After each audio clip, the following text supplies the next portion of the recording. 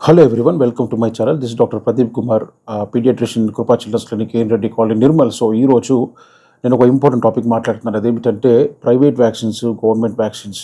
Okay, so ఏది ఎప్పుడు వేయించాలి? మేము గవర్నమెంట్ వ్యాక్సిన్ చేయించుకుంటూ ప్రైవేట్ వ్యాక్సిన్ చేయించుకోవచ్చా?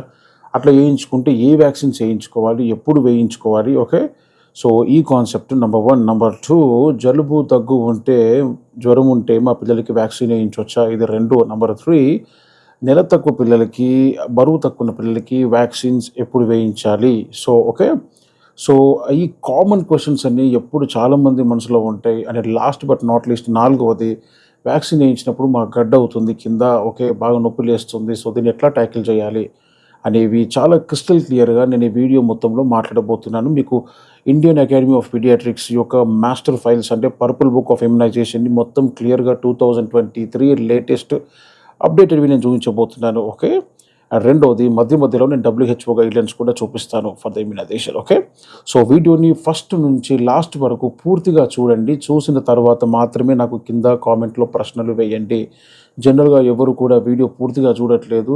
నేను వీడియోలో చేసిన కంటెంట్ని మళ్ళీ కింద క్వశ్చన్స్గా వేస్తున్నారు. దయచేసి అలా చేయకండి. Okay, fine. సో బేసికలీ మీరు ప్రెగ్నెంట్ ఉన్నప్పుడు, మీరు బాబు పుట్టక ముందే మీరు డిసైడ్ అవ్వాలి. ఏమిటంటే మీరు గవర్నమెంట్ వ్యాక్సిన్ తీసుకుంటారా, ప్రైవేట్ వ్యాక్సిన్ తీసుకుంటారా? సో ఫస్ట్ థింగ్ ఏంటంటే ఇది మీరు డిసైడ్ అవ్వాల్సింది ఉంటుంది. ఓకే, మీరు డిసైడ్ అయిన తర్వాత ఒకవేళ మీరు గవర్నమెంట్ మాత్రమే వేయించుకుంటాను అని అనుకునే వాళ్ళు మళ్ళీ ప్రైవేట్ వైపు చూడకండి. లేదు మేము ప్రైవేటే వేయించుకుంటాము అనేవాళ్ళు మళ్ళీ గవర్నమెంట్ వైపు చూడకండి. ఓకే, సో మీరు ఒకవేళ ఇట్లా స్టాండర్డ్ నిర్ణయాలు తీసుకుంటే that is okay, very fine. So మరి కొంతమంది ఉంటారు, సార్ మేము గవర్నమెంట్ వేయించుకుంటాము, గవర్నమెంట్లో లేని వ్యాక్సిన్స్ మేము ప్రైవేట్లో వేయించుకుంటాము అనేవారు కూడా ఉంటారు. సో వీళ్ళందరి కొరకు నేను ఈ వీడియో చేస్తున్నాను. Okay, right. సో మీరు గవర్నమెంట్ ప్రోటోకాల్స్, గవర్నమెంట్ వ్యాక్సినేషన్, ప్రభుత్వ వ్యాక్సినేషన్ చూస్తే మీకు UIP లేదా NIS అంటారు, అంటే యూనివర్సల్ ఇమ్యునైజేషన్ ప్రోగ్రామ్ లేదా నేషనల్ ఇమ్యునైజేషన్ షెడ్యూల్ అంటారు. నేను ఇప్పుడు మీకు స్లైడ్లో చూపిస్తున్నాను, చూడండి. ఓకే, ఇది మనకి గవర్నమెంట్ వ్యాక్సినేషన్. నేను తర్వాత మాస్టర్ ఫైల్ పెడతాను. 2వది వచ్చేసి మనకి IAP, Indian academy of pediatrics లేదా advisory committee of vaccination and immunization practices. So వీళ్ళది ప్రైవేట్ వ్యాక్సినేషన్ షెడ్యూల్. సో ఇందులో ఏది మీరు వేయించుకుంటారా మీరు మాత్రం ఫస్ట్ డిసైడ్ అవ్వండి. Okay, right. సో గవర్నమెంట్ చాలామంది వేయించుకుంటూ ఉంటారు అండ్ ప్రైవేట్ కూడా చాలామంది వేయించుకుంటారు. అయితే ఇందులో ఏది బెస్ట్, ప్రైవేట్ వ్యాక్సిన్స్కి తేడాలు ఏంటి? ఓకే, గవర్నమెంట్ ప్రైవేట్ వ్యాక్సిన్స్ ఎందుకు ఇట్లా చేయబడ్డాయి సపరేట్గా? ఓకే, మీరు కరెక్ట్గా చూస్తే ఇప్పుడు నేను మీకు ఒకటి బుక్ చూపిస్తున్నాను, చూడండి. ఇది ఇండియన్ అకాడమీ ఆఫ్ పీడియాట్రిక్స్ నుంచి పబ్లిష్ అయితే దీన్ని పర్పుల్ బుక్ ఆఫ్ ఇమ్యునైజేషన్ అంటారు. ఇది చాలా స్టాండర్డ్ బుక్ అన్నమాట మన ఇండియాలో పిల్లలకి వ్యాక్సిన్స్ ఇవ్వడానికి. సో ఈ బుక్ మొత్తం నేను మీకు చూపించబోతున్నాను ఈరోజు. సింపుల్గా ఇంపార్టెంట్ పాయింట్స్ మాత్రమే. Clear, fine. సో ఇది 2022లో కొత్త ఎడిషన్ పబ్లిష్ అయింది, 2023లో అప్డేట్ అయింది. సో నేను అప్డేటెడ్ మాత్రమే చూపిస్తాను, 2023 లేటెస్ట్వి. Okay, right. సో ఇప్పుడు మీరు కరెక్ట్గా చూస్తే ఎందుకు 2 వ్యాక్సినేషన్స్ ఉన్నాయి?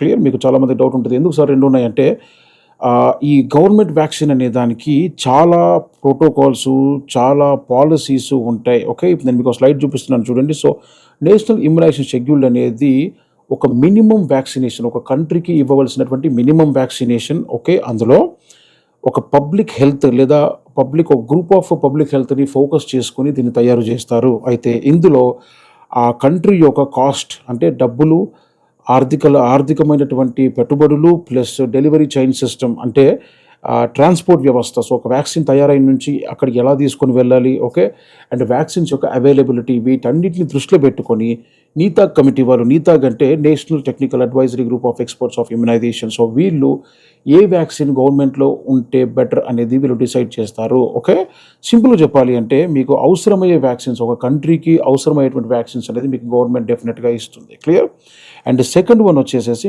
మీకు ఇండియన్ అకాడమీ ఆఫ్ పీడియాట్రిక్స్ లేదా ప్రైవేట్ వ్యాక్సినేషన్స్. ఓకే, ఇప్పుడు నేను ఒక స్లైడ్ చూపిస్తున్నాను, చూడండి. సో ఈ స్లైడ్లో వీళ్ళు చెప్పేది ఏమిటంటే వీళ్ళు ఇండియన్ అకాడమీ ఆఫ్ పీడియాట్రిక్స్ వాళ్ళు ఆ పర్టికులర్ సిచ్యువేషన్కి, ఆ పర్టికులర్ సంవత్సరంలో వస్తున్న రోగాలకి వెంటనే నిర్ణయం తీసుకొని అప్డేట్ చేస్తూ ఉంటారు. ఓకే, ఇందులో ఇక్కడ ఒక లైన్ చెప్తారు, చూడండి. Available in India for keeping an individual child as a focus. So అక్కడనేమో పబ్లిక్ హెల్త్, ఒక group of community as a focus, and private vaccinations అనేవి ఒక ఇండివిజువల్ పిల్లాడిని లేదా చిన్నపిల్లలు ఒక ఇండివిజువల్ పర్సన్ని పెట్టుకొని వాళ్ళు ఈ వ్యాక్సినేషన్ షెడ్యూల్ని తయారు చేస్తూ ఉంటారు. ఓకే, కింద ఒక లైన్ రాస్తారు చూడండి. You are expected to follow your country specific immunization schedule wherever you leave. Okay, so ఇది చాలా ఇంపార్టెంట్ అనమాట. మన కంట్రీ స్పెసిఫిక్ ఇమ్యునైజేషన్ గవర్నమెంట్ వచ్చేసేసి యుఐపి షెడ్యూల్ లేదా universal immunization program schedule, and private వచ్చేసేసి ఐఏపీ ప్రోగ్రామ్. సో ఈ రెండింటికి చాలా వ్యత్యాసాలు ఉంటాయి. అవేంటి అనేది నేను ఈరోజు క్లియర్గా మాట్లాడబోతున్నాను. ఓకే, సో మీరు చాలా జాగ్రత్తగా చూడండి. వ్యాక్సినేషన్స్లో చాలా వరకు 9 to 12 months అని, 16 to 24 months అని మీకు కనబడుతూ ఉంటుంది. ఎందుకు ఈ గ్యాప్ ఇవ్వబడింది? సో ఆ గ్యాప్లో మీరు వేయించుకోవాలన్నమాట. అయితే చాలా వరకు ఒక్కొక్కసారి మనకి ఏమవుతుందంటే మనము ఒక్కొక్కసారి డోసెస్ మిస్ అవుతాం. ఓకే, మిస్ అయినప్పుడు ఈ 9 to 12 months అని ఉంటుంది కదా, సో ఆ 3 నెలల గ్యాప్స్లో మీరు వాటిని అడ్జస్ట్ చేసుకోవాలని ఆ గ్యాప్ ఇస్తారు. క్లియర్? సో ఆ గ్యాప్ ఇచ్చేది ప్రతి వ్యాక్సినేషన్ షెడ్యూల్లో మీరు మిస్ అయిన డోసెస్ యొక్క కాల పరిమితిని ఇక్కడ అడ్జస్ట్ చేసుకోవాలని అర్థం. Okay, right. సో ఇప్పుడు నేను ఒక ఫోటో చూపిస్తున్నాను చూడండి. ఇది latest updated government vaccination schedule అనమాట. సో ఇందులో ఉన్నట్టుగానే మీరు టీకాలు తీసుకోవాలి. మీరు గవర్నమెంట్ టీకాని కరెక్ట్గా ఇప్పుడు నేను చూపిస్తున్న ఈ స్లైడ్ని మీరు స్క్రీన్ షాట్ తీసుకోండి ఫుల్ హెచ్డీలో. క్లియర్? సో ఈ స్క్రీన్ షాట్ అనేది మీరు ఎప్పుడైనా ఫాలో అవుతూ ఉండాలి కంపల్సరీ. ఇందులో ఎలాంటి కన్ఫ్యూజన్ లేదు, వెరీ క్రిస్టల్ క్లియర్. ఓకే, అయితే కొన్ని వ్యాక్సిన్లు గవర్నమెంట్లో ఇచ్చినవి ఉంటాయి, కొన్ని వ్యాక్సిన్లు ప్రైవేట్లో ఇచ్చేటివి ఉంటాయి, డిఫరెంట్గా ఉంటాయి. ఓకే, సో వాటన్నిటిలో నేను క్షుణ్ణంగా మీకు అన్నీ ఎక్స్ప్లెయిన్ చేస్తాను. నేను అన్ని వ్యాక్సిన్స్ చెప్పనండి, ఒక 5 to 6 వ్యాక్సిన్స్ మాత్రమే నేను మాట్లాడతాను. అవే మనకి వ్యత్యాసంగా ఉంటాయి. క్లియర్? రైట్. ఇప్పుడు నేను ఒక ఫోటో చూపిస్తున్నాను చూడండి. ఇది మనకి private vaccination scheduled 2023 latest. Okay, అయితే చాలా వరకు మీ ఇంట్లో మీ పిల్లల ఈ హాస్పిటల్ ఫైల్స్ ఉంటాయి, ఆ ఫైల్స్ మీద ప్రింట్ అయి ఉంటాయి. మీరు జాగ్రత్తగా చూడండి. చాలా వరకు హాస్పిటల్స్ ఏం చేస్తారంటే ఈ ఫైల్స్ని ఎప్పుడైతే ప్రింటింగ్కి ఇస్తారో వాళ్ళు 2021లో వాళ్ళు ప్రింటింగ్ ఇస్తారు. ఒకటేసారి ఒక 50,000 ఫైల్స్ ఇచ్చేస్తారు. సో అప్పటి వ్యాక్సినేషన్ షెడ్యూల్ అనేది అక్కడ ప్రింట్ అవుతుంది. వ్యాక్సినేషన్ షెడ్యూల్స్ అనేవి అప్డేట్ అవుతూ ఉంటాయి. ఇప్పుడు నేను చూపిస్తుంది మీకు 2023 లేటెస్ట్ వ్యాక్సినేషన్ షెడ్యూల్. మీ ఫైల్లో ఉంది ఇదేనా ఒకసారి కన్ఫర్మ్ చేసుకోండి. ఇది కాకపోతే దీన్ని అక్కడ స్టిక్ చేసి అప్డేటెడ్గా వ్యాక్సిన్స్ వేయించుకోండి. క్లియర్? అయితే చాలా వరకు సార్ మేము గవర్నమెంట్ టీకాలు వేయించుకుంటాము అండ్ ప్రైవేట్లో వేరేవి కొన్ని ఉంటాయి కదా, అవి కూడా మేము వేయించుకుంటాం సార్, అవేంటో మాకు చెప్పండి అని చాలామంది ఎప్పుడు ప్రశ్నలో ఉంటూ ఉంటారు. ఆ పేరెంట్స్కి నేను ఇప్పుడు క్లియర్గా మాట్లాడబోతున్నాను. Clear? Right. So first topic వచ్చేసేసి గవర్నమెంట్లో మీరు తీసుకుంటూ ప్రైవేట్లో తీసుకోవాల్సిన లేదా తీసుకోవాలని ఇంట్రెస్ట్ ఉన్నటువంటి ఆ వ్యాక్సిన్స్ ఏవి అంటే 4. క్లియర్? నంబర్ 1 వచ్చేసేసి ఇన్ఫ్లుయెంజా వ్యాక్సిన్, అంటే మన కామన్గా జలుబు దగ్గు కారణమయ్యే H1N1 virus. Number 2 hepatitis A virus, అంటే మనకి హెపటైటిస్ మన లివర్ క్యాన్సర్ కానీ లివర్ ప్రాబ్లమ్స్ తీసుకొచ్చిన వచ్చే హెపటైటిస్ ఏ వైరస్ అన్నమాట. అండ్ నంబర్ 3 వచ్చేసేసి వ్యారిసెల్లా, అంటే చికెన్ పాక్స్కి సంబంధించినటువంటి వ్యాక్సిన్ ఒకటి. అండ్ నంబర్ 4 వచ్చి హ్యూమన్ ప్యాపిలోమా HPV, అంటే గర్భసంచి క్యాన్సర్కి సంబంధించినటువంటి ఈ 4 వ్యాక్సిన్స్ మనకి గవర్నమెంట్లో ఉండవు. కాబట్టి ఇవి ప్రైవేట్లో ఉండేటువంటి ఎక్స్ట్రా వ్యాక్సిన్స్ కంపేర్ టు 2 షెడ్యూల్స్ని కంపేర్ చేసినప్పుడు. ఓకే, అండ్ సార్ గవర్నమెంట్లో ఇచ్చి ప్రైవేట్లో ఇవ్వని వ్యాక్సిన్స్ ఏవైనా ఉన్నాయా అంటే ఒకటి ఉంటుందంటే అది జాపనీస్ ఎన్సెఫలైటిస్ JE వ్యాక్సిన్ అంటారు. నేను దాని గురించి కూడా చెప్తాను. 3వ కేటగిరీ వచ్చేసేసి మనకి మోడిఫైడ్ వ్యాక్సిన్స్, అంటే అందులో MMR, MR ఈ 2 ఉంటాయి. వీటి గురించి కూడా నేను క్లియర్గా చెప్తాను. ఓకే, అయితే ఈ గవర్నమెంట్ వ్యాక్సిన్ నుంచి వేయించుకుంటూ మేము ప్రైవేట్లో ఉన్న ఆ 4 వ్యాక్సిన్స్ వేయించుకుందాం అనుకుంటున్నాం సార్, మీరు వాటి గురించి కాస్త చెప్తారా? రైట్. సో ఫస్ట్ వ్యాక్సిన్ మీరు ఒక్కటి గమనించండి. చాలామంది పేరెంట్స్ భయపడుతూ ఉంటారు, సార్ మేము గవర్నమెంట్ వ్యాక్సిన్ వేయించుకుంటే ఏమైనా ప్రాబ్లం అవుతుందా, ప్రైవేట్ బాగుంటుందా, ఏది బెటరు అని అడుగుతూ ఉంటారు. మీకు ఒక చిన్న స్లైడ్ చూపిస్తున్నాను చూడండి. మీరు పైన చూస్తే ఇది Indian academy of pediatrics purple book of immunization 2022-2023 latest book నేను చూపిస్తున్నాను. అందులో వాళ్ళు ఇచ్చేది ఏమిటంటే ఒక సంవత్సరానికి 2.9 crores చంటి పిల్లలు అండ్ 10 crores 1 to 5 years ఉన్న పిల్లలు అండ్ 3 crores గర్భిణీ స్త్రీలు గవర్నమెంట్ వ్యాక్సిన్స్ని వేయించుకుంటున్నారు. ఓకే, మీరు కింద నేను అండర్లైన్ చేశాను చూడండి. Most of the immunization sessions are focus in the rural areas. 89.8% of the vaccines in India is provided through the public sector, while private sector contributes only 8.7. అర్థమవుతుందా? So చాలామంది భయపడుతూ ఉంటారు, మేము గవర్నమెంట్ వ్యాక్సిన్స్ వేయించుకుంటున్నాము మా పిల్లలకి ఏమైనా అవుతా అని. రిమెంబర్ 89.8% ఆఫ్ ద ఇండియా మీ వెంట ఉంది. Okay, so 89.8% of the India మొత్తం కూడా గవర్నమెంట్ వ్యాక్సిన్ చేయించుకుంటున్నారు అండ్ ఓన్లీ 8.7% మాత్రమే ప్రైవేట్ వ్యాక్సిన్ చేయించుకుంటున్నారు. ఓకే, కాబట్టి భయపడకండి. ఓకే. సో నేను ఫస్ట్ టాపిక్‌లోకి వస్తున్నాను. అదేంటంటే నెల తక్కువ పిల్లలకి ఎప్పుడు టీకాలు వేయించాలి. దీని తరువాత నేను ఆ వ్యాక్సిన్స్ ఆ 4, 5 వ్యాక్సిన్స్ గురించి డీటెయిల్‌గా చెప్పబోతున్నాను. సో నెల తక్కువ పిల్లలకి మీరు ఫస్ట్ టీకాలు ఎప్పుడు వేయించాలి బరువు తక్కువ ఉన్న పిల్లలకనేది పెద్ద కన్‌ఫ్యూజన్ ఉంటుంది. ఓకే. సో ఇప్పుడు మనకి ఫస్ట్ పుట్టగానే ఇచ్చే టీకాలు 3. నంబర్ 1 అదొచ్చేసి బీసీజీ అంటే టీబీకి సంబంధించింది. నంబర్ 2 పోలియో సంబంధించింది. నంబర్ 3 వచ్చేసేసి హెపటైటిస్ బికి సంబంధించింది. అయితే ఈ మూడిట్లో ఏది వేయించుకోవాలి? ఒక నెల తక్కువ, బరువు తక్కువ పుట్టిన పిల్లల్లో ఏది వేయించుకోవాలి? ఓకే. నేను ఇప్పుడు ఒక స్లైడ్ చూపిస్తున్నాను చూడండి. సో ఇక్కడ క్లియర్‌గా ఉంటుంది. బీసీజీ వ్యాక్సిన్ గురించి వీళ్ళు ఏమంటారంటే ఇండియన్ అకాడమీ ఆఫ్ పీడియాట్రిక్స్ వాళ్ళు bacillus Calmette Guerin vaccination at the birth in a healthy preterm infants born after 32 to 36 week of the gestation was found to be safe and effective. Okay. So కింద రాస్తారు based on the current evidence early BCG vaccination అంటే BCG వ్యాక్సిన్ని ఎంత తొందరగా వేయించుకుంటే మీ చంటి పిల్లలకి అంత మంచిది అని చెబుతూ ఉంటారు. ఓకే. సో 30 వీకర్స్ 32 to 36 దాటిన పిల్లలకి హ్యాపీగా వేయించుకోవచ్చు BCG vaccine. Okay. And number 2 వచ్చేసేసి మీకు ఇంకో స్లైడ్ చూపిస్తున్నాను చూడండి. So generally hepatitis B vaccine is given to a baby once it crosses 2 kgs. 2 కిలోలు దాటిన తర్వాత మీరు హ్యాపీగా హెపటైటిస్ బి వ్యాక్సిన్ మీ పిల్లలకి వేయించుకోవచ్చు. ఓకే. అయితే నేను మీకు ఒక స్లైడ్ చూపిస్తున్నాను చూడండి. సో ఈ రీసెర్చ్ పేపర్ అనేది మనకి ఎన్ఎల్ఎంలో పబ్లిష్ అయింది. Vaccination in preterm and low birth weight infants in India. Okay. మీరు ఈ పేపర్ ఏదైతే చూస్తున్నారో ఈ పేపర్లో కింద ఉన్నటువంటి స్క్రీన్ షాట్ నేను కొట్టి మీకు పెట్టాను. సో ఇక్కడ బ్రాకెట్లో చూస్తే ఇండియా, బ్రాకెట్లో IAP Indian academy of pediatrics, పక్కన ఆస్ట్రేలియా, పక్కన అమెరికా అన్నీ ఉన్నాయి. సో అందులో ఇండియాది నేను ఫోకస్ చేస్తున్నాను. మీరు కరెక్ట్గా చూస్తే ఇక్కడ ఇమ్యూనోజెనిసిటీ అండ్ ఎఫెక్టివ్నెస్ పైన ఓకే రైట్ సైడ్ అక్కడ సేఫ్టీ అని ఉంది. మీరు కరెక్ట్గా చూస్తే BCG, hepatitis B, OPV, OPA 1, 2, 3. Okay. మీరు కరెక్ట్గా చూస్తే బీసీజీ వ్యాక్సిన్స్ ఏ పిల్లలైనా 2500 గ్రామ్స్కి తక్కువ ఉన్న వేయించవచ్చు. కట్ ఆఫ్ వచ్చి 2 kgs. Okay right.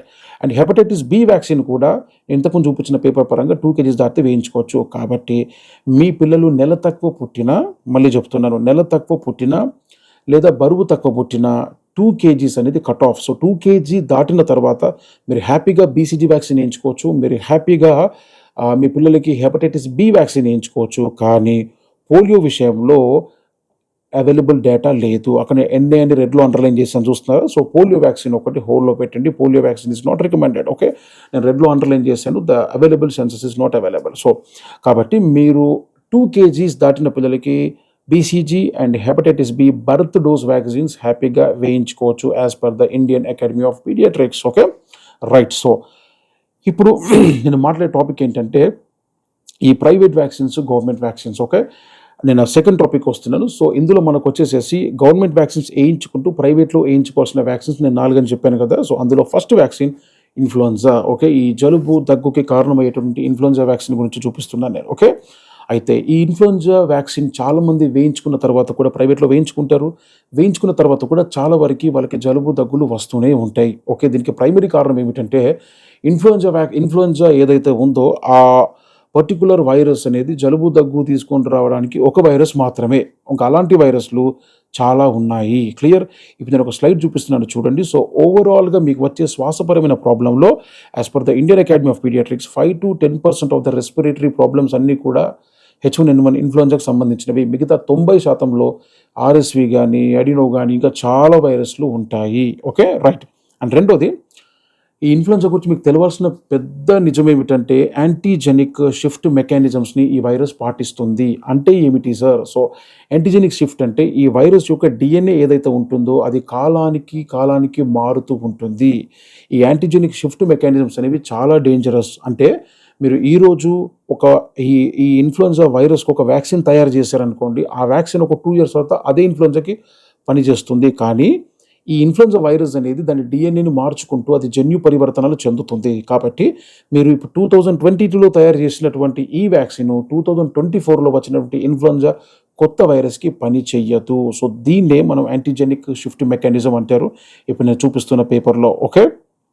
అయితే మీరు ఎప్పుడైతే ఈ టీకాలు వేయించుకుంటారో ఆ టీకాలు వేయించుకునేటప్పుడు మీరు చాలా జాగ్రత్తగా ఉండాలి. ఎందుకంటే మీరు ఎప్పుడైతే H1N1 ఈ ఇన్ఫ్లుయెంజా టీకా వేయించుకుంటారు 6 మంత్స్ అప్పుడు ఫస్ట్ షాట్ ఉంటుంది. అది వేయించుకున్న తర్వాత మీకు ఆ టీకా పడ్డ 6 మంత్స్ తర్వాత యాంటీబాడీస్ అనేవి 50% తగ్గిపోతాయి. Clear? So that's what IP వాళ్ళు చెప్పేది, అదే చాలా క్లియర్గా చెప్తూ ఉంటారు. Okay, antibodies serum antibody titers may fall by 50% or more by 6 months of the vaccination. Okay, కాబట్టి మీరు ఏం చేయాలి అంటే కింద చూస్తే చెప్తారు చూడండి. Evidence from the clinical trial suggest that protection agains viruses that are similar antigenically to dose contained in the vaccine extends for at least 6 to 8 months. Okay, నేను ఇన్ఫ్లుయెంజాలో కొంచెం క్లారిటీ ఇస్తాను. ఇన్ఫ్లుయెంజా వైరస్ అనేది యూజువల్లీ మీరు ఒక్కసారి టీకా వేయించుకుంటే 8 నెలల వరకు మాత్రమే ఇమ్యూనిటీ ఉంటుంది. క్లియర్? సో ఫస్ట్ డోస్ వచ్చి మనకి 6th monthలో ఉంటుంది అండ్ సెకండ్ డోస్ వచ్చేసి 7th monthలో ఉంటుంది. క్లియర్? అయితే మీరు ఏ టీకా అయితే వేయించుకుంటారో అంటే 2024లో ఉన్నటువంటి ఇన్ఫ్లుయెంజా వైరస్కి 2024లో చేసిన టీకానే పనిచేస్తుంది. నేను ఎందుకు మాట్లాడుతున్నా అంటే ఒకవేళ ఆ వైరస్కి యాంటీజెనిక్ షిఫ్ట్ దాని జన్యు పరివర్తన చెందిందనుకోండి, మీరు ఇంతకుముందు ఎప్పుడో 2022లో మ్యానుఫ్యాక్చర్ అయిన వైరస్ని ఇప్పుడున్న ఈ కొత్త స్ట్రెయిన్కి వేస్తే అది పని చేయదు. సో ఈ యాంటీజెనిక్ షిఫ్ట్ మెకానిజమ్స్ అనేవి ఇన్ఫ్లుయెంజా వైరస్కి చాలా ప్రత్యేకంగా ఉంటాయి. కాబట్టి మీరు వ్యాక్సిన్ వేయించుకునేటప్పుడు ఎంత లేటెస్ట్ మ్యానుఫ్యాక్చర్డ్ వ్యాక్సిన్ వేయించుకుంటేనే అంత మంచిది. నా పాయింట్ మీకు అర్థమవుతుందా?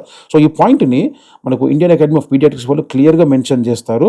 ఏమనంటే మీకు ఒక స్లైడ్ చూపిస్తున్నా చూడండి. With changes in the major influenza strains year on year, it remains essential to take the latest influenza vaccine comprising and updated composition to provide adequate and relevant immunity. నా point మీకు అర్థమవుతుందా? So లేటెస్ట్ది మాత్రమే తీసుకోండి. అయితే మీరు 6 monthsలో మీరు influenza టీకా తీసుకుంటారు కానీ తీసుకోకూడదు. ఇది పెద్ద పాయింట్ అన్నమాట. ఎవరికి తెలీదు. ఓకే, జస్ట్ 6 months కాగానే సరే ఇన్ఫ్లుయెంజా వ్యాక్సిన్ వేయండి, మీరు ప్రైవేట్ హాస్పిటల్ వెళ్ళిపోతారు, వాళ్ళు వేసేస్తారు. సో జాగ్రత్తగా గమనిస్తే ఇన్ఫ్లుయెంజా వ్యాక్సిన్ యొక్క ఇమ్యూనిటీ అనేది 8 months వరకు మాత్రమే ఉంటుంది. ఓకే, సో ఈ జలుబు దగ్గులు అనేది మనకి వర్షాకాలము ప్లస్ చలికాలము ఎక్కువ ఉంటాయి. వర్షాకాలం 4 months, చలికాలము 4 months, చాలా క్లియర్గా 8 months కవర్ అయ్యేటట్టుగా ఇన్ఫ్లుయెంజా వ్యాక్సిన్ ఉంటుంది. అయితే మీరు ఎప్పుడు ఆ వ్యాక్సిన్ వేయించాలి? ఓకే, చాలామంది ఏం చేస్తారంటే 6 months మా బాబు 6 months జనవరిలో ఉన్నాడు కదా అని చెప్పి జనవరిలో వ్యాక్సిన్ వేయించారు. అప్పుడు ఏమవుతుందంటే 6 months ఒక షాట్ జనవరిలో పడుతుంది, 7th month సెకండ్ షాట్ వచ్చేసి మీకు ఫిబ్రవరిలో పడుతుంది. ఇమ్యూనిటీ వాడికి మార్చ్, ఏప్రిల్, మేలో మొత్తం ఇమ్యూనిటీ ఉంటుంది. దాని అర్థం ఏంటంటే ఎండాకాలము వాడికి జలుబు దగ్గుకి ఇమ్యూనిటీ ఉంటుంది. అది వేస్ట్ కదా. Okay, right. ఆ తర్వాత ఏమవుతుందంటే వాడికి సెప్టెంబర్కి వచ్చేసరికి ఇమ్యూనిటీ అయిపోతుంది, 8 months అయిపోతుంది. కాబట్టి సెప్టెంబర్, అక్టోబర్, నవంబర్, డిసెంబర్ ఆ చలికాలంలో వాడికి ఇమ్యూనిటీ ఉండదు. ఓకే, ఆ పాయింట్ మీకు అర్థమవుతుందా? అప్పుడు ఏమవుతుందంటే ఆ కాలంలో వాడు H1N1కి లోయే ఛాన్స్ ఎక్కువగా, ఇన్ఫ్లుయెంజాకి లోనయ్యే ఛాన్స్ ఎక్కువ ఉంటుంది. కాబట్టి మీ పిల్లలు ఒకవేళ జనవరి, ఫిబ్రవరి మాసంలో వాళ్ళు 6th month దాటితే వేయించొద్దు. ఇన్ఫ్లుయెంజా ప్రైమరీ డోస్ వేయించొద్దు. మీరు ఏప్రిల్ వరకే ఆగండి. సో ఏప్రిల్ 1కి మీకు ఫస్ట్ డోస్ పడుతుంది. వాడు సరే ఏప్రిల్కి వాడు 9 months ఉన్నా పర్వాలేదు, నో ప్రాబ్లం. ఓకే, ఏప్రిల్ 1కి మీరు ఫస్ట్ డోస్ వేయిస్తారు. ఆ తర్వాత మీరు మే 1కి సెకండ్ డోస్ వేయిస్తారు. అదే 7th month డోస్ ఓకే వేయించిన తర్వాత మీకు జూన్ 1 నుంచి ఇమ్యూనిటీ స్టార్ట్ అవుతుంది. క్లియర్? నా పాయింట్ మీకు అర్థమైందా? సో జూన్ 1 నుంచి ఇమ్యూనిటీ స్టార్ట్ అయితే అది చక్కగా డిసెంబర్ వరకు 8 months వని సంతోషంగా వని ప్రొటెక్ట్ చేస్తుంది వ్యాక్సిన్. ఓకే, ఆ తర్వాత మళ్ళీ మీరు ఇట్లా మీరు వేయించుకున్న తర్వాత మళ్ళీ బూస్టర్ డోసెస్ ప్రతి ఇయర్ ఉంటాయి. అట్లా 5 to 8 years వరకు వేయించుకోవచ్చు. ప్రతి బూస్టర్ డోస్ కూడా మీరు మే 2వ వారంలో మాత్రమే వేయించండి. ఇష్టం ఉన్న టైంలో మీరు ఇన్ఫ్లుయెంజా వేపిస్తే మాత్రం అది పని చేయదు. ఆ వ్యాక్సిన్ వేస్ట్ వేయించి. కాబట్టి మే 2nd weekలోనే ఎందుకు వేయించాలి అంటే మీరు ఎప్పుడైతే వ్యాక్సిన్ ఇస్తారో ఆ వ్యాక్సిన్ ఇచ్చిన 2 to 4 weeks తర్వాత మీకు ఇమ్యూనిటీ స్టార్ట్ అవుతుంది. క్లియర్? సో మీకు జూన్ మాసంలో వర్షాలు పడతాయి కాబట్టి మీరు మే 2nd weekలో వేయించుకుంటే కరెక్ట్ జూన్ నుంచి మీకు ఇమ్యూనిటీ స్టార్ట్ అయ్యి అది డిసెంబర్ వరకు మీ పిల్లల్ని కాపాడుతుంది. నా పాయింట్ మీకు అర్థమైందా? సో ఇన్ఫ్లుయెంజా వ్యాక్సిన్స్ని మీరు ఇష్టం ఉన్నట్టు అస్సలు వేయించుకోవద్దు. కాలాన్ని చూసి అంటే జూన్ మాసం కవర్ అయ్యేటట్టుగా మీరు బూస్టర్ డోసెస్ అంటే ప్రతి ఇయర్ ఇచ్చే డోసెస్ అన్ని మే 2nd weekలో ప్లాన్ చేసుకోండి. ఓకే, ఒకవేళ మీ బాబు జనవరిలో 6 months క్రాస్ అయినా, ఫిబ్రవరిలో 6th month క్రాస్ అయినా కూడా ఆగండి, వేయించొద్దు. క్లియర్? మీరు ఏప్రిల్ 1st weekలో వాడికి 6th month షాటు, మే 1st weekలో వాడికి 7th month షాట్ వేపిస్తే మీకు జూన్ నుంచి హ్యాపీగా ప్రైమరీ డోసెస్ అనేవి వేయించుకుంటే మీకు మిగతా మొత్తం కూడా ఇయర్ అంతా వాడికి 8 years ప్రొటెక్షన్ బాగుంటుంది. నా పాయింట్ మీకు అర్థమైందా? రైట్. సో ఇప్పుడు నేను చూపిస్తున్నా చూడండి. So what is the schedule of the influenza? నేను చెప్పినట్టుగా 6 months ఒక షాట్, 7 months ఒక షాట్. వాడు 7 months రాగానే వేయించొద్దు. నేను చెప్పింది మీకు అర్థమైంది కదా. సో అది ఫాలో అవ్వండి. అండ్ ఆ తరువాత ప్రతి ఇయర్ ఒక్కొక్క షాటు మే 2nd weekలో ఎప్పుడైనా వేయించుకోండి. క్లియర్? రైట్. నంబర్ 2 వచ్చేసేసి మనకి hepatitis A. Clear. So hepatitis A అనేది మనకి హెపటైటిస్ కానీ హెపటోసెల్యులర్ క్యాన్సర్ కానీ తీసుకొని వచ్చే వైరస్. ఓకే. అయితే ఈ వైరస్ ఎక్కువ శాతము ఫీకో ఓరల్ కంటామినేషన్ ద్వారా స్ప్రెడ్ అవుతుంది. అంటే నాకు క్వశ్చన్ అడగవచ్చు, సార్ ఎందుకు ఇన్ఫ్లుయెన్జా వ్యాక్సిన్ని మనకి గవర్నమెంట్లో ఇంక్లూడ్ చేయలేదంటే the most common reason is this one. So antigenic shifts ఉంటాయి కాబట్టి ఆ కాస్ట్ బెనిఫిట్ రేషియోని అనాలిసిస్ చేసుకుంటుంది గవర్నమెంట్. సో దానివల్ల అది ఇంప్లిమెంట్ చేయకపోవచ్చు. Clear. Right. So hepatitis A virus వచ్చేసి మనకి ఫీకో ఓరల్ కంటామినేషన్ ఉంటుంది. అంటే ఎవడన్నా హెపటైటిస్ ఉన్నవాడు, హెపటైటిస్ ఏ వైరస్ ఉన్నవాడు వాడు మోషన్ ఒక ఓపెన్ ప్లేస్లో మోషన్ పోతే వాడి మోషన్ వల్ల వాటర్ కంటామినేట్ అయ్యి అది మీరు తాగినా వస్తుంది. లేదా ఆల్రెడీ హెపటైటిస్ ఏ ఉన్నవాడు ఇంట్లో కుకింగ్ చేస్తున్నా, వాడి హ్యాండ్స్ డర్టీ ఉండి వాడు కుకింగ్ చేస్తున్నా కూడా వచ్చే ఛాన్సెస్ ఎక్కువ శాతం ఉంటాయి అని WHO పబ్లిష్ అయింది. క్లియర్. సో మీరు కరెక్ట్గా చూస్తే the virus can also be transmitted to the close physical contact. Okay. Right. అయితే ఇండియన్ అకాడమీ ఆఫ్ పీడియాట్రిక్స్ వాళ్ళు కొన్ని రోజుల కింద 2004లో ఒక 143 మంది పిల్లలకి ఈ వ్యాక్సిన్ ఒక సింగిల్ షాట్ డోస్ వేసి 10 సంవత్సరాల తర్వాత అంటే 2014లో వీళ్ళు ఏం చేశారంటే అదే పిల్లల యొక్క బ్లడ్ శాంపుల్ తీసి వాళ్ళు చెక్ చేసినప్పుడు 98% ఆఫ్ ద మంది పిల్లల్లో కూడా అప్పుడు వేసిన వ్యాక్సిన్ యొక్క ఇమ్యూనిటీ చక్కగా ఉందన్నమాట. నా పాయింట్ మీకు అర్థమవుతుందా? ఆ 98% పిల్లల్లో 87.6% ఇమ్యూనిటీ వాళ్ళు చాలా చక్కగా చూపించినట్టుగా ఇండియన్ డేటాలో పబ్లిష్ చేశారు ఇండియన్ అకాడమీ ఆఫ్ పీడియాట్రిక్స్ వాళ్ళు. క్లియర్. అయితే వీళ్ళు ఏమంటారంటే ఒక పాయింట్ నేను స్లైడ్ చూపిస్తున్నా చూడండి పక్కకి. So they also found a linkage between the seropositivity of HIV and the educational and socio-economic status of the parents. అర్థమవుతుందా? సో పేరెంట్స్ యొక్క ఆర్థిక స్థితిగతులను బట్టి కూడా HIV వైరస్ అటాక్ చేసే ఛాన్స్ ఎక్కువగా ఉంటుంది. ఎందుకు ఇలా అన్నారంటే యూజువల్లీ మన ఇండియాలో పల్లెటూరులలో ఓపెన్ టాయిలెట్స్ ఎక్కువగా ఉంటాయి కాబట్టి ఒక హెపటైటిస్ ఏ ఉన్న పేషెంట్ ఎప్పుడైతే వాడు ఓపెన్ టాయిలెట్ పోతాడో అక్కడ వాటర్ కంటామినేట్ ఆ విలేజ్ మొత్తం తాగితే వాళ్ళందరూ కూడా హెపటైటిస్ ఏ వచ్చేస్తుంది అనమాట. ఓకే. అయితే ఎందుకు మరి దీన్ని మనకి గవర్నమెంట్ షెడ్యూల్లో ఇంప్లిమెంట్ చేయలేదు అంటే మీరు WHO పేపర్ చూపిస్తున్న చూడండి. So there is no specific treatment. Okay. ఏ ట్రీట్మెంట్ హెపటైటిస్కి ఏకి అవసరం లేదు. Recovery from symptoms following infection may be slow and can take several weeks or months. So ఇలాంటి ట్రీట్మెంట్ లేకుండా తగ్గిపోతుంది. చాలా రేర్ కేసెస్లోనే హెపటిక్ ప్రాబ్లమ్స్ వచ్చి పడతాయి. హెపటిక్ క్యాన్సర్స్ కానీ ఇలాంటి చాలా రేర్గా వస్తూ ఉంటాయి. నార్మల్గా ఏ ట్రీట్మెంట్ లేకుండానే మీరు పీడియాట్రిషియన్ని కన్సల్ట్ అయితే తను ఇచ్చే కొన్ని మెడిసిన్స్ వల్ల వాడు ఈజీగా బయటికి వచ్చేస్తాడు. కాబట్టి మోస్ట్లీ దీన్ని మనకి గవర్నమెంట్లో ఇంక్లూడ్ చేయకపోవచ్చు. కానీ AIP మన ఇండియన్ అకాడమీ ఆఫ్ పీడియాట్రిక్స్ వాళ్ళు నేను ఇప్పుడు చూపిస్తున్న పేపర్ లాగా వాళ్ళు ఏం చేశారంటే అట్లీస్ట్ సింగిల్ డోస్ అయినా కూడా ఇవ్వండి అని చెప్పి వీళ్ళు గవర్నమెంట్లో ఉన్న నీతా కమిటీ వాళ్ళకి ప్రపోజల్స్ పంపారు. మీరు చూడండి అక్కడ. So ACVIP it should be a part of a comprehensive plan for the prevention and control of the viral hepatitis అని వాళ్ళు రిక్వెస్ట్ చేసినట్టుగా మనకి ఇండియన్ అకాడమీ ఆఫ్ పీడియాట్రిక్స్ ఆర్టికల్లో ఉందన్నమాట. అయితే WHO సంస్థ ఏమంటుందంటే నేను పేపర్ చూపిస్తున్న సైడ్కి అన్ని ప్రొజెక్ట్ అవుతున్నాయి చూడండి. Original research papers. Okay. Original purple book అంటే ఇండియన్ అకాడమీ ఆఫ్ పీడియాట్రిక్స్ వల్ల ఇమ్యూనైజేషన్ 2023 లేటెస్ట్ అన్ని నేను సైడ్కి ప్రొజెక్ట్ చేస్తున్నాను చూడండి. ఫైన్.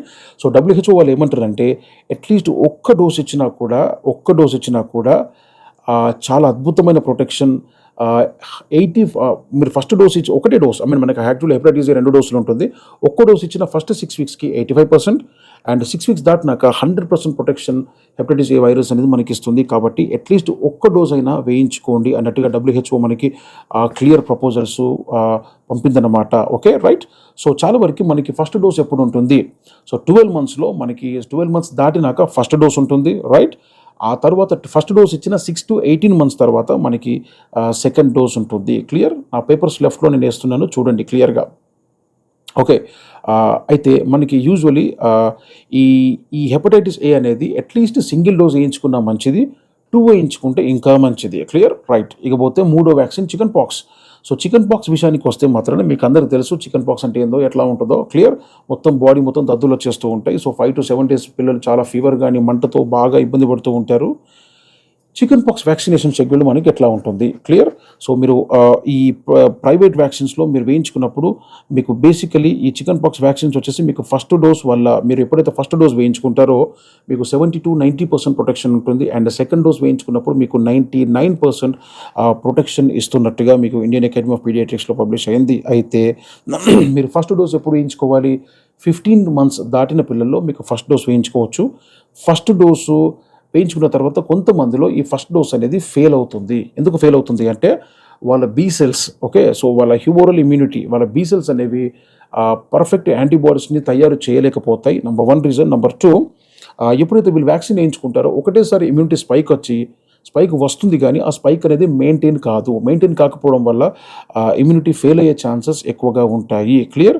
అయితే నా పాయింట్ ఏంటంటే మీరు ఫస్ట్ డోస్ వచ్చేసి 15 మంత్స్లో వేయించుకుంటారు.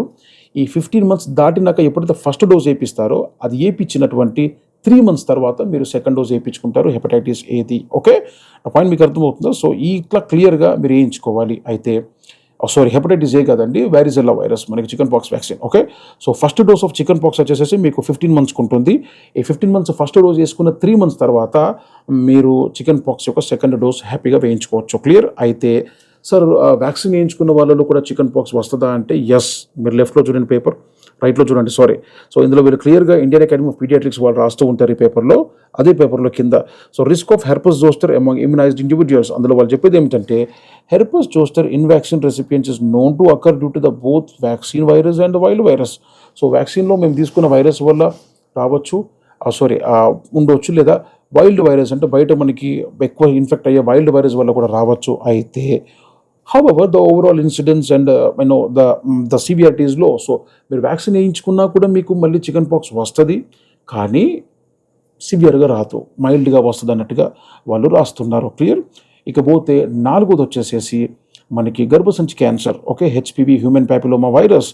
అయితే హ్యూమన్ ప్యాపిలోమా వైరస్ అనేది యూజువలీ డిఫరెంట్గా స్ప్రెడ్ అవుతుంది. ఓకే, అది ఎక్కువ శాతం లైంగికంగా ఉండేటువంటి రిలేషన్స్తో చాలా స్ప్రెడ్ అవుతుంది. ప్రైవేట్ పార్ట్స్కి వచ్చేటువంటి క్యాన్సర్ అన్నమాట. ఓకే, అయితే మీరు కరెక్ట్గా చూస్తే చాలామంది అనుకుంటారు సార్ ఈ వ్యాక్సిన్ వేయించాలా కంపల్సరీ ఆడపిల్లలకి, అంటే అంత సీన్ ఉందా అని అనుకుంటూ ఉంటారు ఈ వ్యాక్సిన్ గురించి. కానీ నేను మీకు డేటా చూపిస్తున్నాను చూడండి. మన ఇండియాలో ఒక సంవత్సరానికి 1,23,000 మంది లేడీస్ ఇన్ఫెక్ట్ అవుతున్నారు. అందులో నుంచి 77,000 మంది లేడీస్ చనిపోతున్నారు. ఇది మనకున్నటువంటి లేటెస్ట్ 2023 డేటా. ఓకే, అయితే ఈ 2023 పర్పుల్ బుక్లో పబ్లిష్ అయిన డేటా.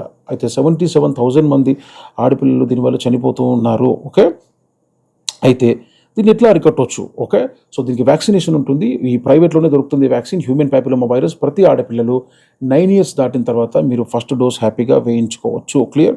సో 9 ఇయర్స్ దాటిన తర్వాత ఫస్ట్ డోస్, ఆ ఫస్ట్ డోస్ వేయించుకున్న 6 మంత్స్ తర్వాత సెకండ్ డోస్. ఓకే, అబ్బాయిలు కూడా వేయించుకోవచ్చు, సేమ్ ప్రోటోకాల్స్. 9 ఇయర్స్ దాటిన తర్వాత హ్యాపీగా అబ్బాయిలు కూడా వేయించుకోవచ్చు. ఇది వచ్చేసి మనకి అబ్బాయిల్లో కూడా చాలా రకమైనటువంటి ప్రైవేట్ పార్ట్కి సంబంధించినటువంటి ప్రాబ్లమ్స్ని తీసుకొని వస్తుంది. క్లియర్? ఇప్పుడు నేను ఓవరాల్గా మీకు చెప్తాను. ఇంకొక వ్యాక్సిన్ ఉంటుంది. ఇప్పటిదాకా నేను చెప్పింది అంత ఏంటంటే ఈ 4 వ్యాక్సిన్స్ కూడా మీకు ప్రైవేట్లో వేస్తారు, గవర్నమెంట్లో వేయరు. కాబట్టి మీరు గవర్నమెంట్ వ్యాక్సిన్స్ చేసుకుంటూ ప్రైవేట్లో ఈ వ్యాక్సిన్స్ నేను చెప్పిన కాల పరిమితులు తీసుకోవచ్చు. ఓకే, అండ్ నెక్స్ట్ వచ్చేసేసి సార్ మాకు ప్రైవేట్లో వేయకుండా గవర్నమెంట్లో వేసే వ్యాక్సిన్ ఏదైనా ఉందా? ఓకే, ఒకటి ఉంటుంది. అదేంటంటే జపనీస్ ఎన్సెఫలైటిస్, జేఈ వ్యాక్సిన్ అంటారు. సో ఇది వచ్చేసి మనకి ఫ్లావీ వైరస్ జాతికి చెందినటువంటి రోగం అన్నమాట. సో ఈ డెంగ్యూ వైరస్ ఏదవుతుందో సేమ్ జాతికి చెందింది. దోమకాటు వల్ల వచ్చేటువంటి ఈ జపనీస్ ఎన్సెఫలైటిస్ చాలా డేంజరస్ డిసీజ్. ఎందుకు అంటే మీకు చాలా వరకు ఎట్లా ఉంటుందంటే ఈ జాపనీస్ ఎన్సెఫలైటిస్ వైరస్ వచ్చిన వాళ్ళు 100 మందిలో 30 మంది చనిపోతారు. ఓకే, మిగిలిన 70 మందిలో 20 to 30% పిల్లలంతా కూడా పర్మనెంట్ ప్రాబ్లమ్స్కి లోన్ అవుతారు. అంటే పర్మనెంట్ వాళ్ళకి హియరింగ్ డిఫెక్ట్స్ కానీ, విజువల్ అంటే కళ్ళు కానీ, వినికిడి శక్తి మొత్తంగా లోపించిపోతుంది అన్నట్టుగా WHO ఆర్టికల్స్లో ఈ జాపనీస్ ఎన్సెఫలైటిస్ గురించి పబ్లిష్ అయిందన్నమాట. అయితే ఈ పర్టికులర్ డిసీజ్ యొక్క వ్యాక్సిన్ని మనకి గవర్నమెంట్ అందుబాటులోకి తెచ్చింది. ఎందుకంటే మీరు ట్రీట్మెంట్ పార్ట్ చూస్తే మాత్రం there is no antiviral treatment for the patients with JE. So JE వచ్చినప్పుడు చాలా భయంకరంగా ఉంటుంది కాబట్టి దీనికి ట్రీట్మెంట్ లేదు కాబట్టి దీన్ని గవర్నమెంట్ డెఫినెట్గా జేఈని తీసుకొని వచ్చింది. అయితే సరే ఈ రోగం మేము చాలా కొత్తగా వింటున్నాము, ఇది ఉందా నిజంగా అసలు అని మీరు అడగవచ్చు నాకు. సో ఇప్పుడు నేను మీకు ఫోటో చూపిస్తున్నట్టు చూడండి పర్పుల్ బుక్లో నుంచి మన ఇండియన్ అకాడమీ ఆఫ్ పీడియాట్రిక్స్లో. మీరు కరెక్ట్గా ఇండియా మ్యాప్ను చూస్తే మన తెలంగాణ చాలా భయంకరంగా ఉందన్నమాట. ఓకే, అందుకే మీకు నేషనల్ ఇమ్యునైజేషన్ షెడ్యూల్ ప్రోటోకాల్ చూసినప్పుడు అక్కడ JE1 JE2 అని ఉంటుంది చూసారా, చూపిస్తున్నా చూడండి. అక్కడ స్టార్ మార్క్ ఉండి కింద JEE in the endemic districts only. అంటే ఈ జాపనీస్ ఎన్సెఫలైటిస్ రోగం ఏ ప్రాంతాల్లో ఉందో ఆ ప్రాంతాల్లో ఈ వ్యాక్సిన్ వేయించుకుంటే చాలు అని అన్నారు. అయితే మీరు కరెక్ట్గా ఇప్పుడు నేను ఇండియా మ్యాప్ చూపిస్తున్నా చూడండి. సో ఇండియా మ్యాప్లో మన తెలంగాణ అతి భయంకరంగా ఉంది చూడండి. రెడ్ మార్క్లో అండర్లైన్ చేశాను. అందులో మన నిర్మల్ ప్రాంతం అయితే ఇంకా బ్లాక్ ఉంది. ఓకే, సో నిర్మల్ ప్రాంతం ఇంకా బ్లాక్ ఉంది. ఆ రెడ్ మార్క్ అండర్లైన్ చేసిందే మన తెలంగాణ. సో దానిపైన మీరు కరెక్ట్గా చూస్తే మన నిర్మల్ టాప్లో ఉంది బ్లాక్గా. ఓకే, సో జాగ్రత్తగా మీరు జేఈ వైరస్ వేయించుకోండి. సో జేఈ వైరస్ ఈ యొక్క వ్యాక్సిన్ యొక్క ఫస్ట్ డోసు మనకి 9 మంత్స్కి ఉంటుంది అండ్ సెకండ్ డోస్ వచ్చి 16 to 18 మంత్స్లో మీరు వేయించుకోవచ్చు గవర్నమెంట్లో. క్లియర్? రైట్. అయితే రెండో కేటగిరీ అయిపోతే ఇప్పుడు మూడో కేటగిరీ ఏంటంటే మోడిఫైడ్ వ్యాక్సిన్స్. సో మోడిఫైడ్ వ్యాక్సిన్స్లో మనకి ఎంఎంఆర్ ఉంటుంది, మీజల్ మమ్స్ రుబెల్లా. దీన్ని గవర్నమెంట్ వాళ్ళు ఎంఆర్ వ్యాక్సిన్గా మార్చారు. ఓకే, అయితే ఈ మమ్స్ని తీసేశారు. మీరు గమనించారా, ఒక 6 months బ్యాక్ చాలా మందికి ఇక్కడ వాపులు వచ్చేసినాయి, చాలా మంది దాన్ని కుతికెళ్ళి అంటారు, మేము దాన్ని పెరోటైటిస్ అంటాం. సో ఇది చాలా వచ్చింది, ఇది మమ్స్ ఒక సివియర్ ఎపిడమిక్ వచ్చిందనమాట. ఓకే, ఈ మమ్స్ అనేది పెరోటైటిస్ కానీ, ప్యాంక్రిటైటిస్ కానీ, ఆర్కైటిస్, ఊఫైటిస్, ఎసెప్టిక్ మెనింజైటిస్ లాంటి ప్రాబ్లమ్స్ని తీసుకొని వచ్చి పెడుతుంది. అయితే ఎందుకు మమ్స్ని ఎంఎంఆర్లో నుంచి తీసేసి ఎంఆర్గా గవర్నమెంట్ మార్చింది? దానికి 2 కారణాలు మనకి ఇండియన్ అకాడమీ ఆఫ్ పీడియాట్రిక్స్లో పబ్లిష్ చేస్తారు. కరెక్ట్గా చూడండి. సో వీళ్ళు ఏమంటారంటే ఎన్టాగి కమిటీ వాళ్ళు మమ్స్ అనేది సీరియస్ ప్రాబ్లం కాదు. ఓకే, ఒకటి నెంబర్ 1 ఇది డిజబిలిటీ కాంపోనెంట్ అనేది చాలా తక్కువగా ఉంటుంది, సీరియస్ ప్రాబ్లం కాదు నెంబర్ 1. నెంబర్ 2 ఈ బెనిఫిట్స్ కంటే ఖర్చు ఎక్కువగా ఉంది. ఓకే, నా పాయింట్ మీకు అర్థమవుతుందా? సో ఈ కింద రాసిన బ్లూలో అండర్లైన్ చేశాడు చూడండి ఒకసారి. So in cost without commensurate the public health benefits. So benefits కంటే ఖర్చు ఎక్కువగా ఉంది కాబట్టి ఈ మమ్స్ని మనకి ఇండియన్ అకాడమీ ఆఫ్ పీడియాట్రిక్స్ వాళ్ళు మనకి వీళ్ళు పబ్లిష్ చేసిన ఆర్టికల్లో గవర్నమెంట్ ఇట్లా చెప్పింది అన్నట్టుగా వాళ్ళు మనకి డేటాని పబ్లిష్ చేశారు. ఓకే, అయితే ఫస్ట్ డోస్ ఎప్పుడు ఉంటుంది? ఫస్ట్ డోస్ వచ్చేసేసి మీరు ఎంఎంఆర్ తీసుకుంటే మీకు మమ్స్కి కూడా ప్రొటెక్షన్ ఉంటుంది. మీరు ఎంఆర్ తీసుకుంటే మన గవర్నమెంట్లో రెగ్యులర్గా ఇచ్చేది ఎంఆర్. ఓకే, ఇంతకుముందు ఎంఎంఆర్ ఇచ్చేది. సో ఇప్పుడు ఎంఆర్ వచ్చిన తర్వాత ఎంఆర్ఐ ఇస్తున్నారు.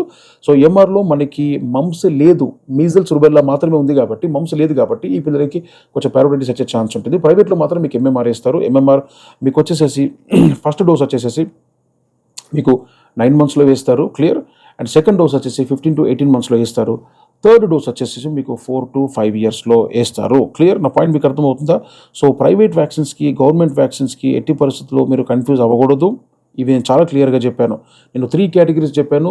గవర్నమెంట్లో వేసి ప్రైవేట్లో వేయనివి, ప్రైవేట్లో వేసి గవర్నమెంట్లో వేయనివి, అండ్ మోడిఫైడ్ వ్యాక్సిన్స్ కింద ఎంఎంఆర్. Okay, right. ఇప్పుడు నేను మీకు కంక్లూజన్గా ఒక సింపుల్ కంక్లూజన్ ఇస్తాను. గవర్నమెంట్లో వేయకుండా ప్రైవేట్లో వేసేటటువంటి ఎక్స్ట్రా వ్యాక్సిన్స్ 4. నెంబర్ 1 ఇన్ఫ్లుయెన్జా, ఇది మనకి ఫస్ట్ డోసు 6th 6 months తర్వాత, సెకండ్ డోస్ 7 months తర్వాత, అండ్ మనకి ఈ 2 వేసిన తర్వాత మనకి ప్రతి సంవత్సరము మే 2వ వారంలో booster doses. Okay, number up to 5 years. Okay, number 2 వచ్చేసేసి హెపటైటిస్ ఏ. హెపటైటిస్ ఏ మనకి ఫస్ట్ డోస్ వచ్చేసి 12 monthsకి ఉంటుంది.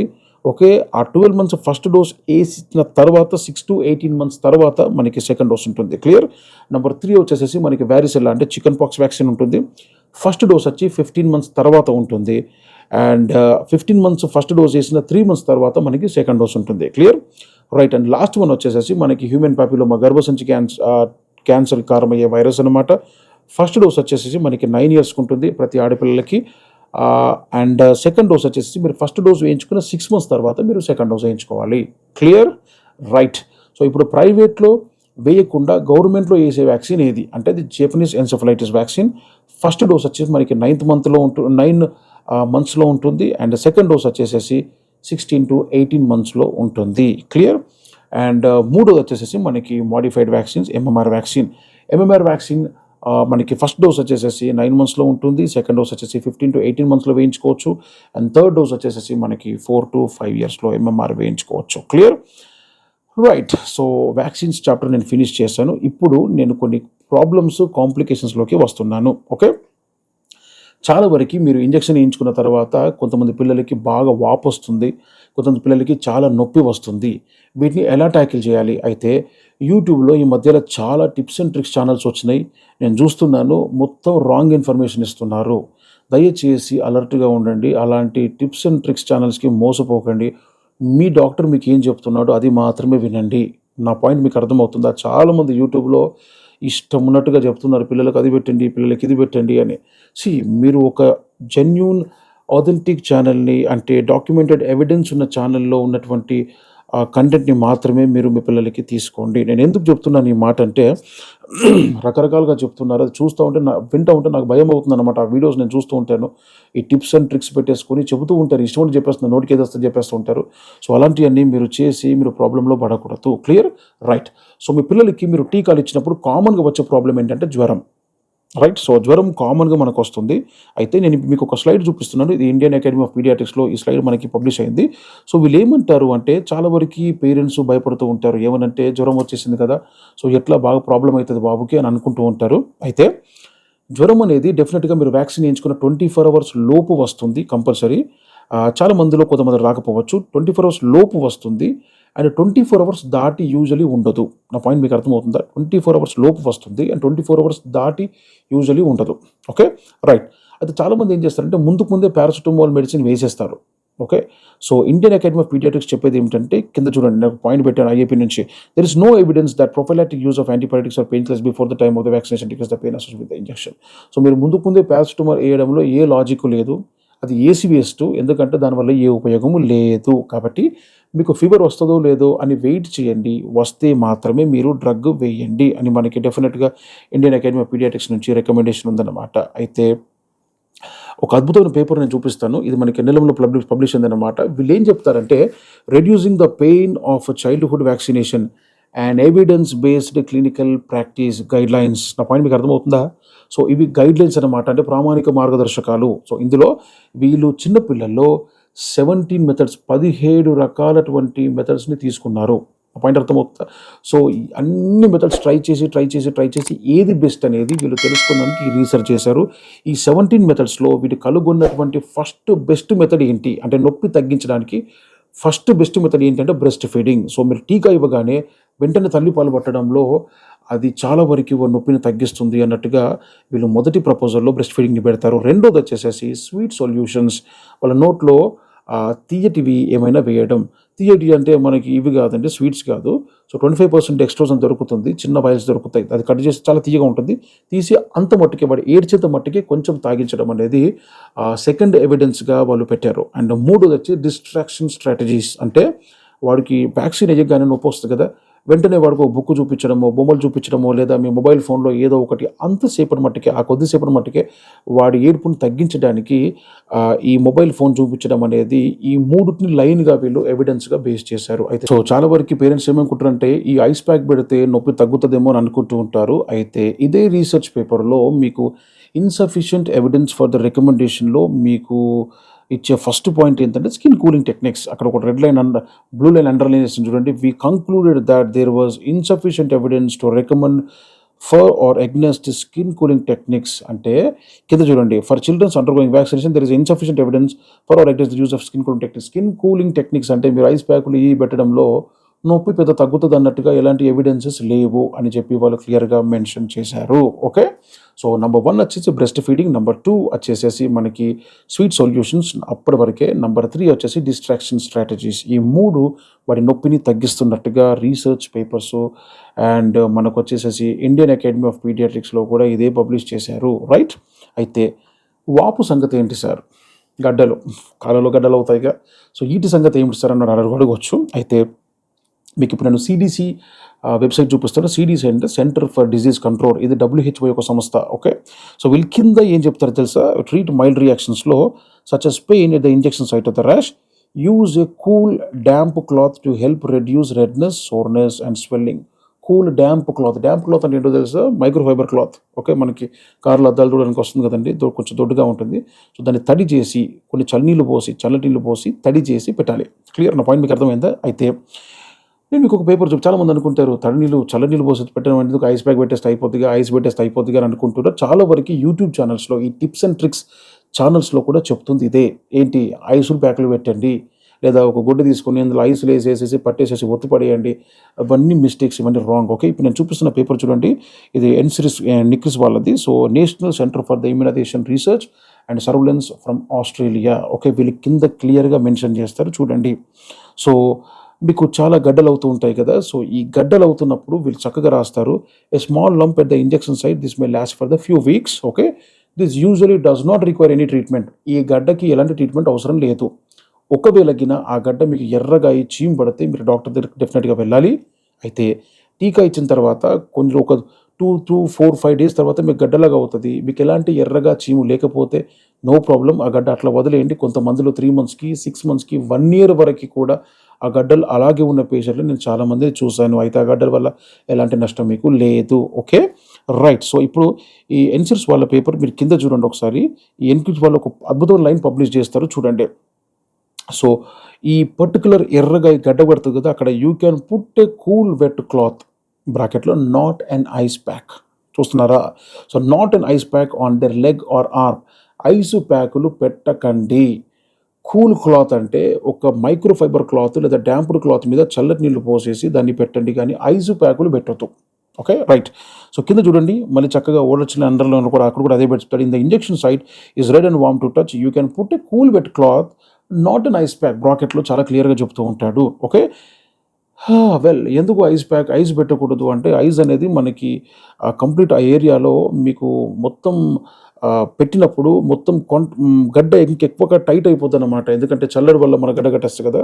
So that could be the reason where these people say that ice pack అసలే పెట్టకండి, చల్లటి గుడ్డ పెడితే చాలు వాడికి రిలాక్స్మెంట్ వచ్చేస్తుంది. Okay, right. అయితే ఈ టిప్స్ అండ్ ట్రిక్స్ ఛానల్స్ వాళ్ళందరూ కూడా ఈ పాయింట్ని తీసేసుకొని ఐస్ ప్యాక్ పెట్టేయండి, ఐస్ గడ్డల్ని క్లాత్స్లో పెట్టేసేసి ఒత్తేసేయండి, ఇవన్నీ చెప్తున్నారు. అవన్నీ తప్పు. ఓకే, చాలా సింపుల్గా చెప్తున్నాను. కొన్ని చల్లటి నీళ్ళు ఒక మైక్రోఫైబర్ క్లాత్ మీద పోసి దాని మీద పెట్టేసేయండి, అది సరిపోతుంది. Clear, right. ఇకపోతే నెక్స్ట్ క్వశ్చన్ వచ్చేసేసి సర్దీ దగ్గు ఉంటే సార్ మేము టీకాలు వేయించుకోవచ్చా? ఓకే, మీకు IAP Indian academy of pediatrics immunization protocol యొక్క ఒరిజినల్ స్లైడ్ నేను చూపిస్తున్నా చూడండి.